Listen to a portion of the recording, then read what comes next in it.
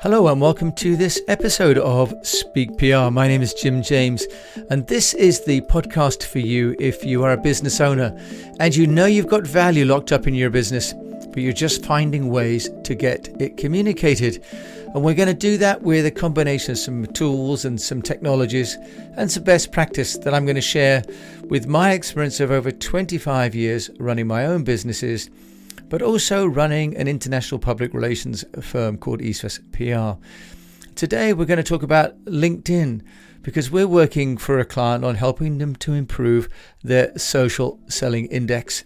This is all content now that can be shared and measured and deliver a greater ROI for you on one of the world's greatest business-to-business social media platforms. If you go to linkedin.com/sales/SSI, it will bring you to a social selling dashboard.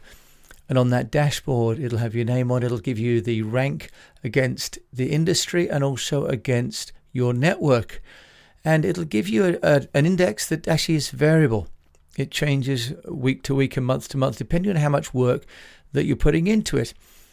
The first metric is to establish your professional brand. The second is finding the right people. The third is engaging with insights. And the fourth is building relationships. Now, the question is, why would you do this? Well, LinkedIn, as we know, now owned by Microsoft, has some 600 million people using the platform. And these are now a worldwide body that really eclipses the traditional Facebook or YouTube or any other place for sharing your business-to-business connections. Now, what I like about LinkedIn as well is the statistics about LinkedIn really are global. So they claim on their website some 575 million, just under 600 million registered members. But of that, 150 million are in America. But if we look at, for example, Asia, we've got over 42 million in China, 50 million in India. And even in Southeast Asia, we've got 10 million, for example, in Indonesia, 6 million in the Philippines, 2 million in Singapore. And there are only 6 million people in Singapore. The UK is over 25 million, France, 16 million, the Netherlands, 7+ million. You get the idea. LinkedIn really is the platform for business to business, regardless of where we are around the world. Now, I'm sharing about LinkedIn today because we're actively working for a client. I can't say who the client is. We're actively working on improving their SSI, and it's working. So I thought I would share that. Now, my own SSI for Jim James is 80% out of 100. And I mentioned those 4 different metrics that have between them a 25% weighting each. Now, with a ranking of 80 out of 100, I'm in the top 1% within my industry and 1% of my individual network. Now, interestingly enough, sales professionals and PR communications professionals have an average SSI of 28, and it takes it from the classification that I use for my own job. And within my own network, the average is 47, which shows that my network somehow is sort of on the higher end, almost double the average. So how do we get there? This is the point of the story today. How do we get there? Well, when it comes to establishing a professional brand, I'm at 23%, and we do that through posting of and completing our profile. We've at East West created a profile which we're going to make available if you want to reach out after the podcast. But I'm going to give you just a list of some of the things that we need to have on our profiles in order to get to that close to 25. And really, if you're not getting close to 25, then you're wasting an opportunity. It'd be like finishing all the exam questions. Even if you just fill in a couple of sentences, you've got a greater chance of getting a higher mark than if you leave some questions blank. Name, job title, profile picture, banners, company name. Most people include those. But where people then miss out is where they don't mention their client niche sector, for example, where they don't include their products and services. You can add those. You can add how long you've been in the industry. You can also add the problems that you're solving with your solution. And you can also look at how you are targeting a particular market specifically. Ideally, you get some testimonials from clients or former members of staff or partners, anybody, to give you testimonials. And sometimes that's about just reaching out and asking people, and even doing you give me a testimonial, I'll give you one. Areas that sometimes people are not putting in are things about their experience. What could you put in about your experience? What about your education?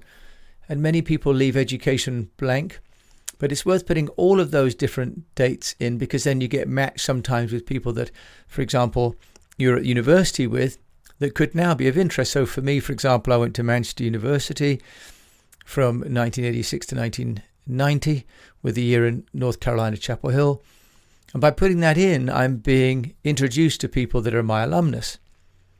We can also, of course, put skills and endorsements and recommendations. So it's about starting to get some completeness to our LinkedIn profile. And this is going to help you boost that SSI. Now, finding the right people, it can be a function then of connecting to industry leaders, thought leaders, joining groups. Now, I personally have only got a 15.6% on find the right people, because I don't spend so much time proactively reaching out to people. But for our clients that we're doing this with, we've upgraded to the Sales Navigator program. And that is yielding a much higher score, because we're proactively finding people that might want the services, and they're in manufacturing. So it's very specific what they're looking for. They're looking for people in procurement, in manufacturing. Whereas with public relations, yes, we're looking for other entrepreneurs. We're looking for sales directors, marketing directors, public relations directors. And our services may be a little bit broader. But I personally don't spend enough time going out and finding people. What I do quite a lot of, though, is engaging with insights. And this is really about sharing articles and posts.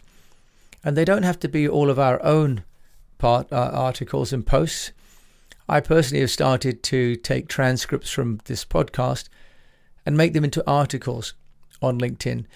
I have to say the articles don't get massive readership, 10, 15, 20 readers at a time. But we do then post those out onto my feed.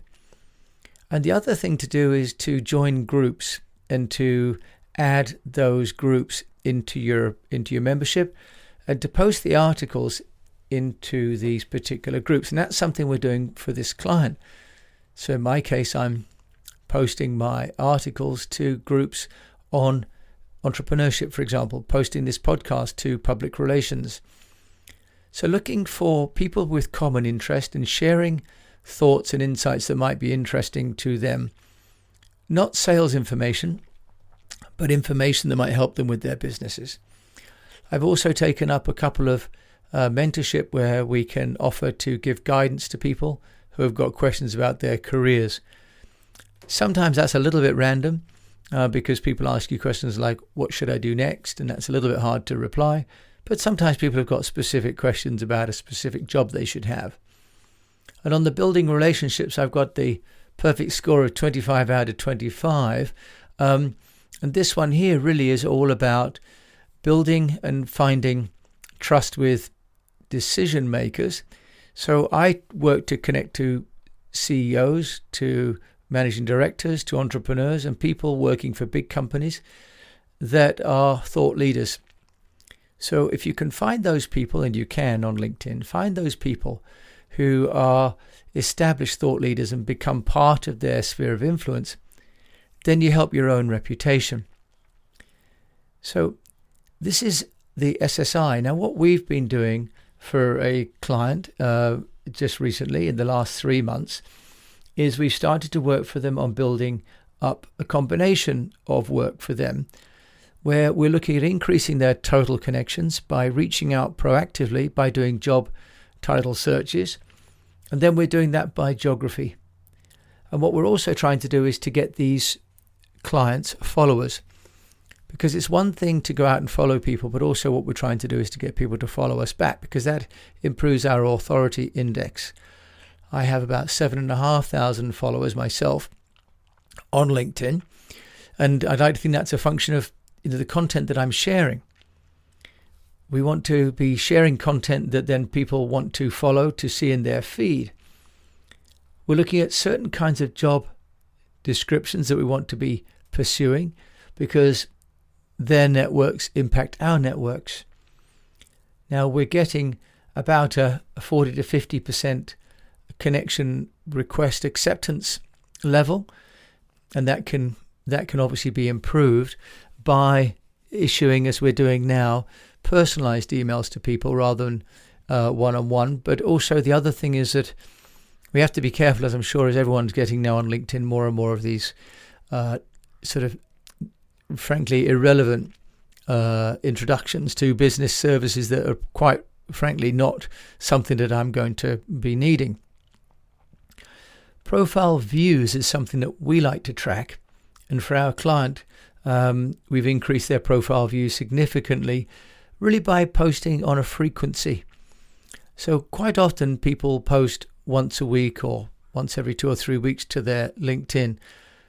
But now LinkedIn really can be seen as a stream of posting, and that's why people then outsource that to an agency like us, because really we're taking content that might be, for example, and is on the client's website in the news area, and we're altering the format slightly from being a press release or maybe a testimonial or a sales product piece of information, and then we're writing it as an article, writing that as a post, and then people find that interesting, so people are then checking out the client's profile. And when those people have checked out the profile, that is when then we ask those people if they would like to then follow and connect, because they've already expressed an interest in our client. Now, in terms of the articles, some of the articles are getting a good reach and some are getting a bad reach. But interestingly enough, we posted one about one of the client's daughters going to America to study athletics. And as I've done with my own, where I've taken, for example, a group of girls, my dad and daughter days, these posts actually have had often greater traction than the generic sort of my business is about posts. So there seems to be an interest, a growing interest in LinkedIn on what people are doing with their home lives, not pictures and films of kittens and so on, but about the different dimensions that we all have with our life. Because I suppose we're on social indexes, we're on Facebook and LinkedIn, but most of us don't want to be bombarded as the Facebook does with things that are not relevant. So the idea of posting content that is a professional but also personal, that might be about you or your interests, seems to be both accepted and even getting some uplift. And there was a poll recently by one person on LinkedIn who was showing that women are getting, women in the legal profession are getting more views on their posts than men are. And the question was whether this is because women are being more authentic and more genuine than men are. And maybe that's true. The other question was whether women just approve of other women's posts more. Either way, we can't prove either way. But what's for sure is showing a little bit of one's personality and not making this a direct male house is certainly working. So we're finding then that this combination of frequency of good content, the reaching out to relevant people, finding people that are looking at us and following them back, and sharing useful information that's not strictly speaking selling, but is sharing, is working to improve the social index. Why does this matter? Why would we want to do it? I think because now we're in a position where we're not meeting people, and our social life, our professional social life of going to, for example, functions, has been replaced now with what people are doing online. I've noticed that for my own LinkedIn that a large number of people are finding me through the main homepage. In other words, they're not people that have been introduced to me or that I've met personally, but have somehow heard about me, but in a digital fashion. So we have to then think about, what are we saying about ourselves, or what are other people saying about us in a digital fashion? And LinkedIn gives us some tools. And the social selling index, which has your professional brand, the right people, the right insights, and the connection of those with relationships, are 4 of the metrics that you can use. And as we talk about in East West PR with our Speak PR methodology of storify, personalize, engage, amplify, and know, plainly LinkedIn is in the amplification part, but there is a room for engagement, there is room for personalization, and there's also room for storification. The SSI is giving us our index so that we can know how we're doing.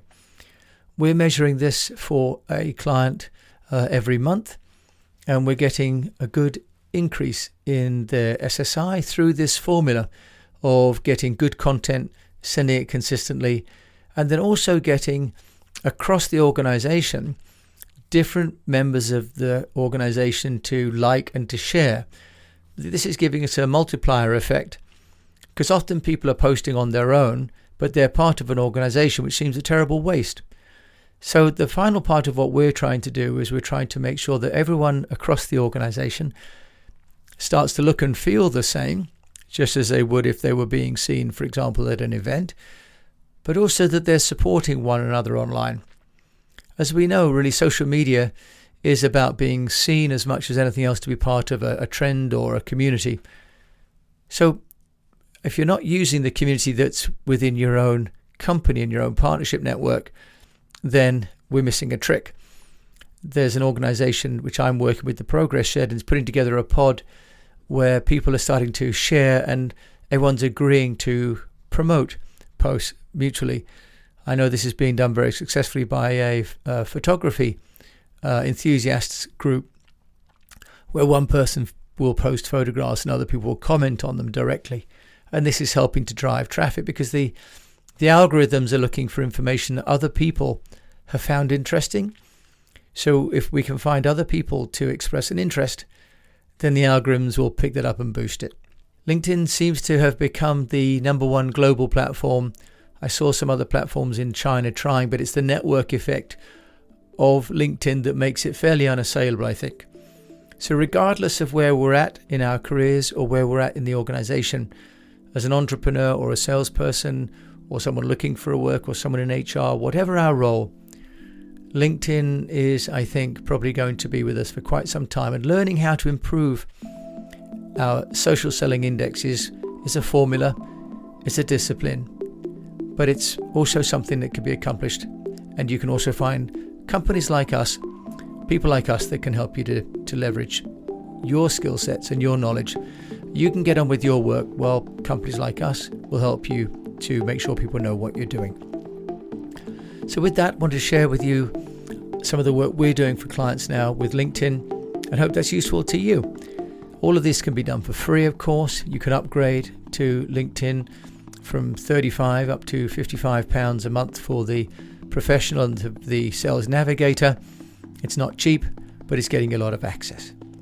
So thank you so much for listening to this episode of Speak PR. My name is Jim James, and if we can help you in any way, please do reach out. In the meantime, we wish you the best of health, a profitable business, and that you keep on communicating and making LinkedIn connections.